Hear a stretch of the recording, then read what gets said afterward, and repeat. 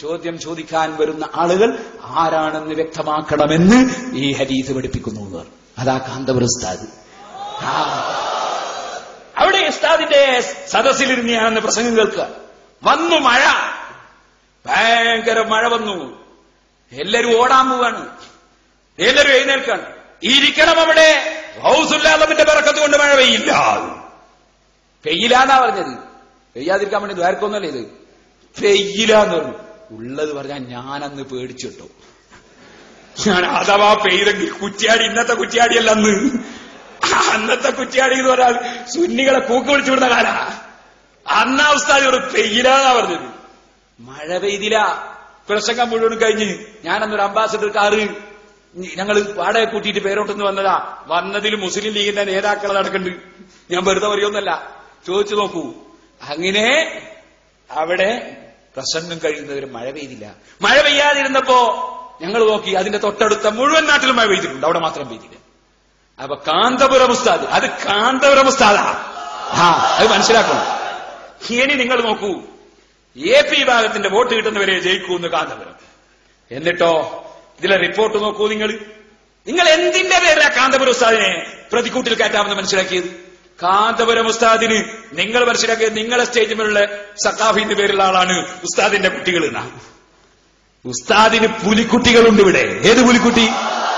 ആദർശത്തിന്റെ പുലിക്കുട്ടി. അല്ലാതെ പുലിയെന്ന പേരിൽ നേരത്തെ ആരെല്ലാമോ രംഗത്ത് വന്നിരുന്നു. അത് ഞങ്ങളെ പ്രസ്ഥാനത്തിന്റെ ആളുകളായിരുന്നില്ല. അങ്ങനെ ചില ആറാം വിരലുകൾ മുളച്ചുയരാൻ ശ്രമിച്ചാൽ മുറിച്ചു മാറ്റിയതാണ് ഞങ്ങളുടെ സംഘടനാ പ്രവർത്തനം. ഇനിയും അത് തുടരുകയും ചെയ്യും. ആറാമത്തെ വിരൽ മുളച്ചു പൊങ്ങാൻ ശ്രമിക്കരുത്. സംഘടനയുടെ രൂപത്തിൽ തന്നെ പോകും.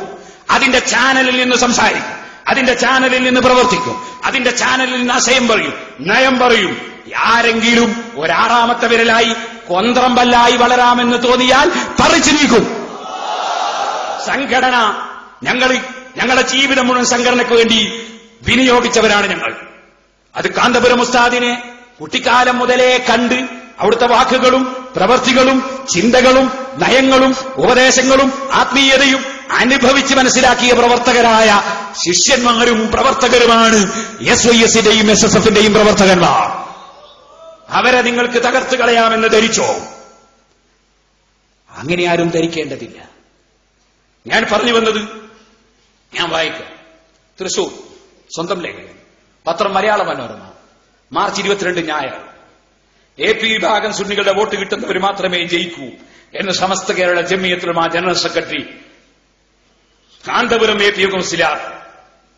ഇത് കേൾക്കുമ്പോ ഭയങ്കര വിഷം. സമസ്ത കേരള ജമിയത്തുലമയുടെ ജനറൽ സെക്രട്ടറി മനോരമ റിപ്പോർട്ട് ചെയ്യാണ്. അവർക്കറിയാം ഏതാ സമസ്ത. എന്നിട്ടോ ഇനിയും കേട്ടോളൂ. പിന്നെയും എഴുതാൻ, ആർക്ക് വോട്ട് ചെയ്യണമെന്ന കാര്യം തെരഞ്ഞെടുപ്പിനൊരാഴ്ച മുമ്പ് പ്രവർത്തകരെ അറിയിക്കുമെന്നും കാന്തപുരം മാധ്യമപ്രവർത്തകരോട് പറഞ്ഞു. തീർന്നില്ല. പൊന്നാനിയിലെ സ്ഥാനാർത്ഥി ഹുസൈൻ രണ്ടത്താണി സുന്നി പ്രവർത്തകനാണ്. ഞാൻ നേരത്തെ പറഞ്ഞില്ലേ, നേതാവ് എന്നല്ല പറഞ്ഞത്, സുന്നി പ്രവർത്തകനാണ്. എങ്കിലും മത്സരിക്കുന്നതിന് മുമ്പ് എന്നെ വന്ന് കണ്ടിട്ടില്ല.